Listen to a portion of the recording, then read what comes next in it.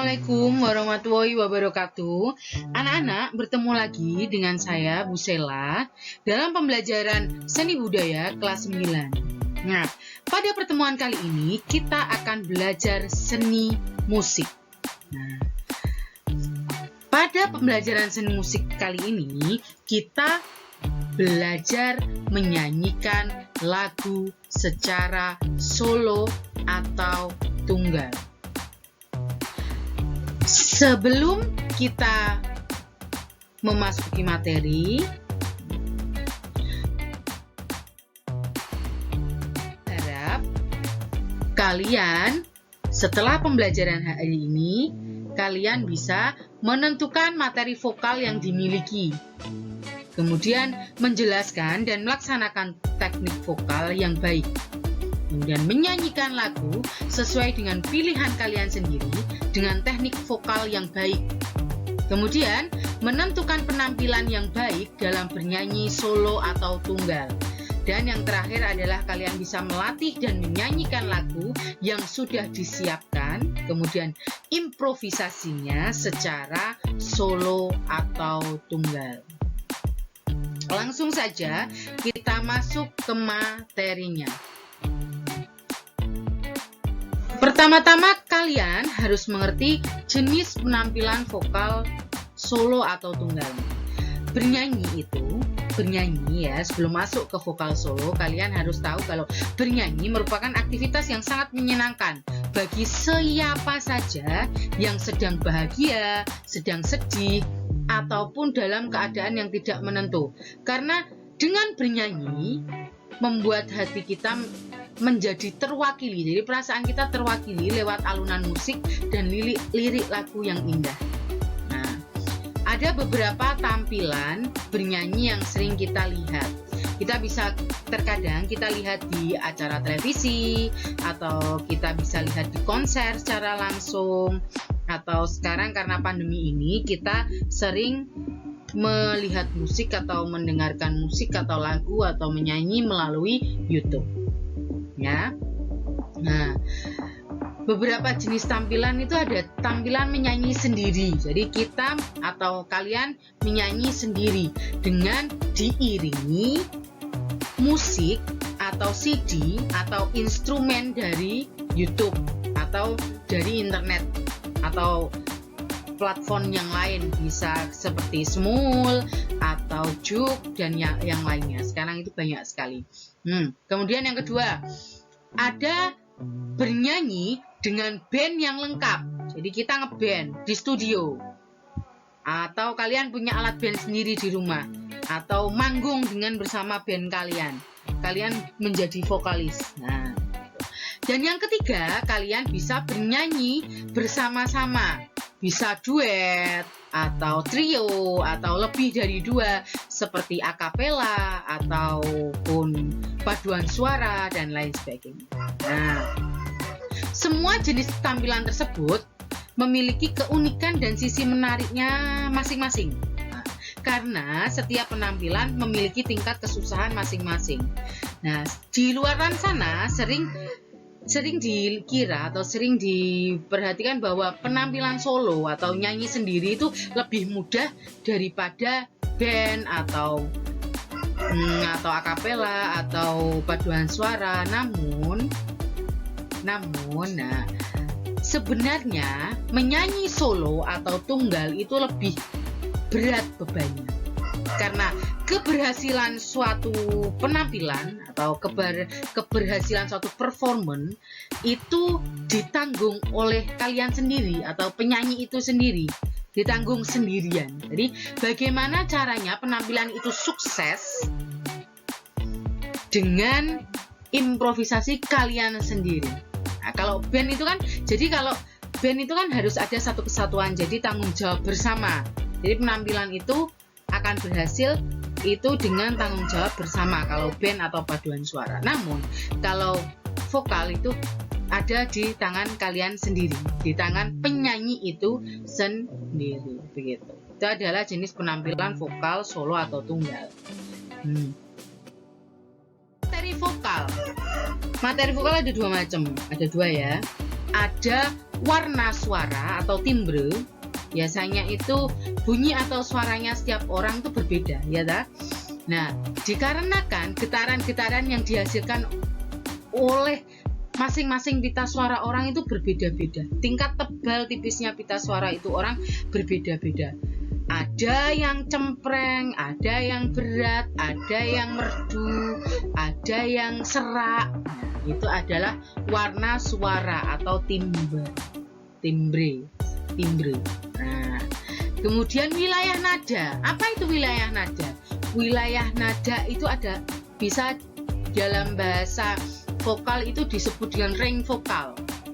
Range vokal, kemampuan seseorang dalam mencapai ketinggian dan kerendahan nada tertentu. Jadi menyebabkan seseorang itu memiliki wilayah nada tertentu. Jadi tinggi rendahnya. Jadi mulai dari rendah sampai tingginya itu seberapa. Itu namanya range vokal, wilayah nada kalian. Nah, setiap orang memiliki wilayah nada yang berbeda-beda pula.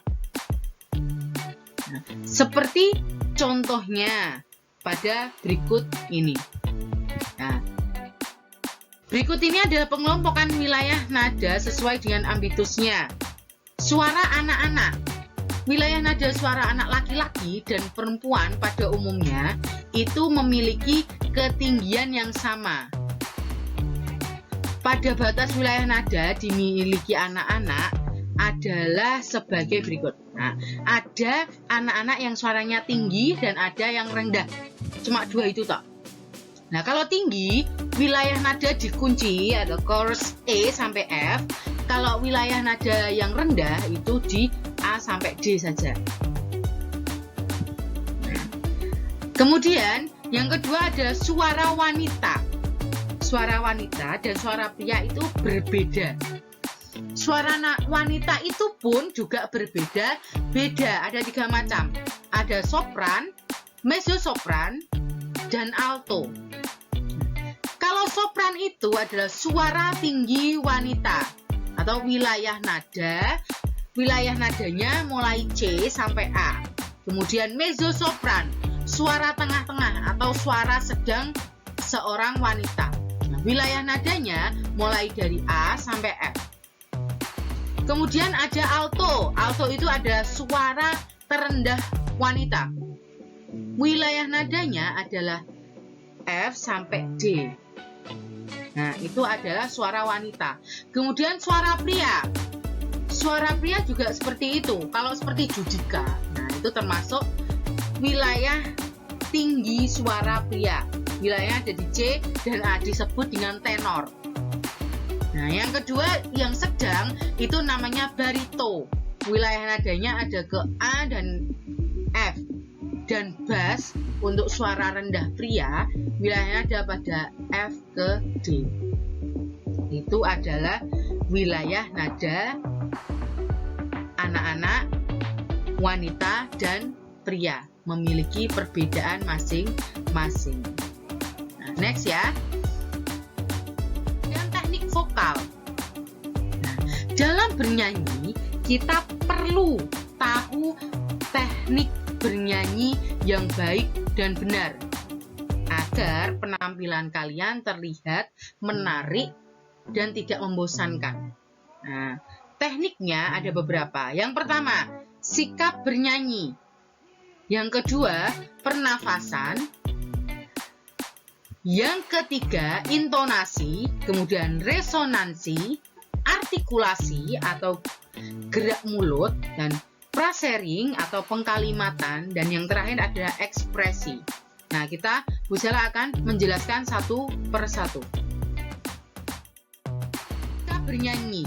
Sikap bernyanyi seseorang itu harus rileks, badannya tegak namun rileks, tidak tegang. Nah, kakinya agak dibuka sedikit agar tidak terlihat kaku. Kemudian berat badan bertumpu pada kedua kaki ya, jangan sengkle sak sisanya, harus seimbang. Jangan bersandar pada satu kaki. Kemudian yang ketiga, dada dibusungkan tapi tetap rileks. Jadi tidak boleh dibusungkan kayak sampai gelut ngono gitu. Dan yang ketiga adalah pandangan lurus ke depan. Pandangannya itu tidak boleh kosong. Nah, pandangan lurus ke depan mengamati penonton. Atau kalau kita di depan kamera juga melihat kamera. Nah, kemudian posisi yang terakhir adalah posisi tangannya rileks di samping. Boleh dibuka, boleh ditutup atau dan sebagainya. Di kanan ke kiri. Gitu. Itu adalah sikap bernyanyi. Nanti setelah video ini selesai, Bu Sela akan buat video lagi memberikan contoh teknik vokal yang benar. Nah, selanjutnya adalah pernafasan. Nah, pernafasan itu dibagi menjadi 3. Ada pernafasan dada, pernafasan perut, dan pernafasan diafragma. Nah, menyanyi yang baik itu menggunakan pernafasan diafragma. Nah, kenapa? Karena pernafasan yang dianjurkan pada bernyanyi, yaitu pernafasan diafragma. Di dalam diafragma itu terdapat otot. Nah, jika terus dilatih dengan mengolah nafas akan menjadi lebih kuat, sehingga dapat memperpanjang durasi keluar masuknya nafas kita. Nah, kalau dada dan perut itu cenderung pendek nafasnya dan ngos-ngosan nanti jadinya. Nah, kalau dipaksakan kita menggunakan dada dan pernafasan dada dan perut akan membuat pita suara kita lama-kelamaan akan menjadi rusak. Ya. Maka dari itu kita harus biasakan menyanyi itu dengan menggunakan pernafasan diafragma. Pada kelas 8 dan kelas 7 Bu Sela sudah pernah menjelaskan pernafasan dada, perut, dan diafragma. Nah, nanti setelah video ini Bu Sela juga akan menjelaskan pernafasan dan contoh dari pernafasan diafragma itu sendiri. Kemudian intonasi adalah ketepatan suatu nada atau pitch control biasanya disebut. Nah, jika kita menyanyi tidak menggunakan intonasi yang benar, nah, suara kita akan menjadi fals. Biasanya disebut tidak tepat intonasinya, itu biasanya disebut dengan fals. Salah nadanya. Itu akan terdengar juga tidak enak. Maka dari itu intonasi itu sangat penting. Nanti juga akan Bu Sela beri contoh. Next ya. Resonansi. Suatu gejala bunyi yang dikembalikan dari suatu ruangan. Nah, semacam suara gema yang dipantulkan karena adanya ruangan yang dindingnya keras sehingga sanggup memantulkan suaranya. Itu yang disebut resonansi. Nah, dalam kita bernyanyi itu harus menggunakan resonansi, ben gak cempreng cah. Kalau kita cuma bernyanyi dengan itu akan terlihat agak memekakan telinga. Kalau digemakan menjadi akan terlihat lebih merdu. Itu termasuk contoh dari resonansi. Kemudian lanjut ya. Artikulasi atau gerak mulut. Nah, artikulasi itu adalah cara mengucapkan kata-kata dalam menyanyi sehingga mampu membentuk suara yang jelas. A, I, U, E, O-nya jelas. Kalau tidak jelas, maka arti sebuah lagu atau makna sebuah lagu tidak akan diterima oleh pendengar. Jadi pendengar itu tidak akan paham dengan apa yang kita nyanyikan. Ngertinya geremeng tok. Itu namanya. Kalau bahasa Jawanya geremeng. Next ya, setelah artikulasi itu ada frasering atau pengkalimatan. Teknik vokal yang mengatur tentang pengelompokan kalimat di mana vokalis dapat mengambil nafas pada setiap jeda antar kalimat. Jadi sebuah kalimat itu kalau tidak dijeda dengan benar itu artinya berbeda satu. Dan kalau dalam bernyanyi akan terlihat jelek. Jadi ambil nafasnya itu gak oleh kayak gitu, itu enggak boleh.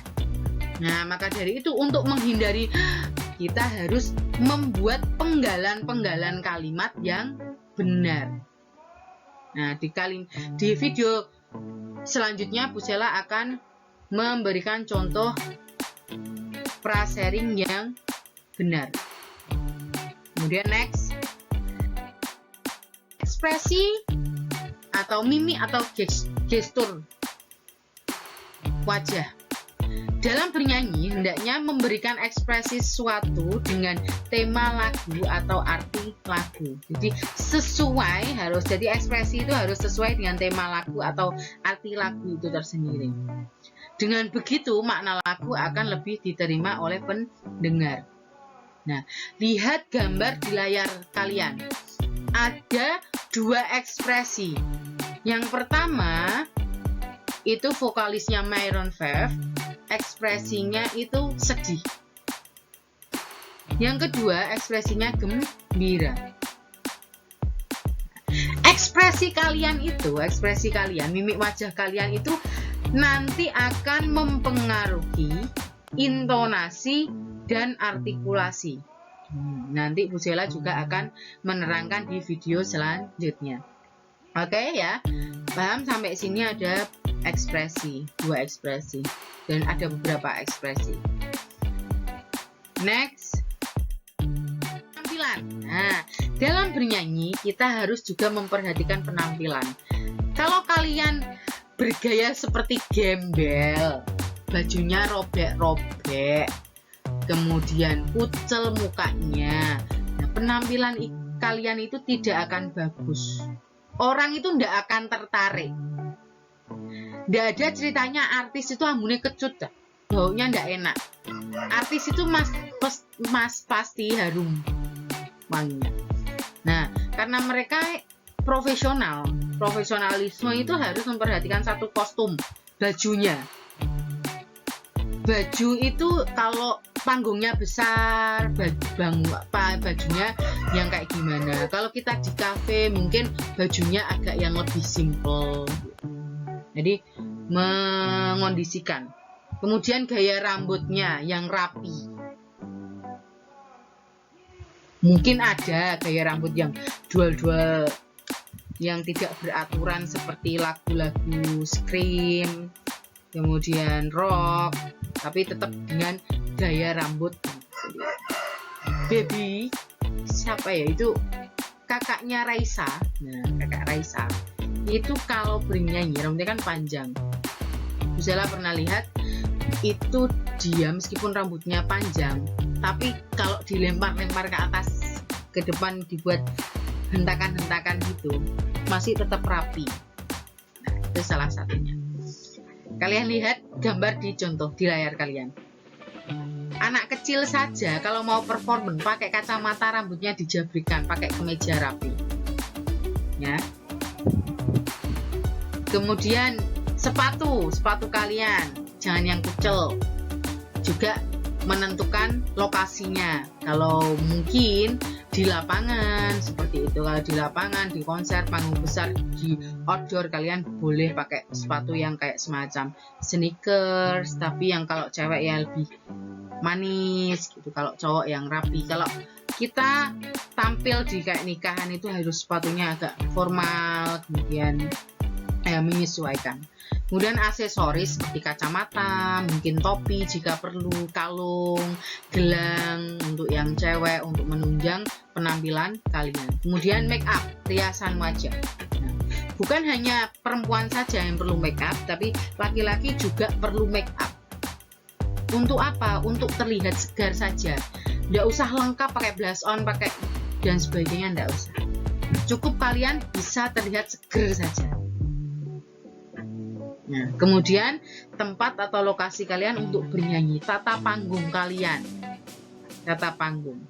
Kalau di sebuah konser penyanyi profesional itu, nah konser itu tata panggungnya itu disesuaikan dengan tema lagu. Setiap lagunya itu setnya itu akan berbeda-beda. Nah, itu adalah penampilan. Semua itu berkesinambungan.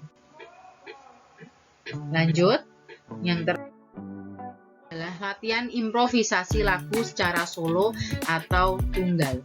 Kalian harus perlu tahu, improvisasi itu adalah melakukan sesuatu tanpa persiapan. Improvisasi bertujuan untuk membuat lagu terdengar tidak membosankan dan lebih menarik. Improvisasi juga tidak dilakukan pada semua lagu. Jadi semua bait lagu itu tidak harus diimprovisasi. Tidak perlu, bukan tidak harus. Hanya bagian-bagian tertentu saja agar bentuk asli dari lagunya itu tidak hilang. Jadi bentuk asli lagunya itu tetap, tapi dikasih bumbu-bumbu manisnya itu adalah improvisasi itu tadi. Nah, variasi lagu yang dapat dilakukan, yang dapat diubah, itu ada 3 unsur lagu.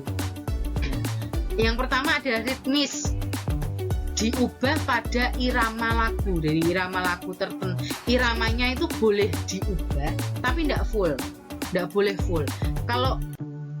Kalau kita mengubah lagu secara full, itu nanti masuknya kita jadi copyright.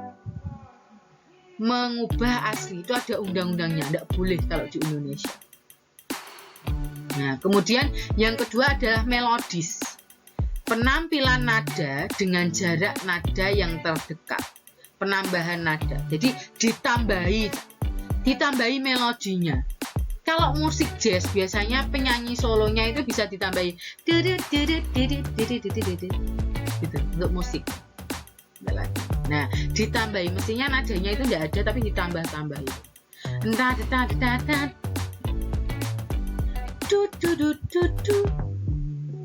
Itu ditambah-tambah. Itu namanya improvisasi melodis. Kemudian dinamika. Kita tambahkan dinamika agar lebih terlihat dramatis.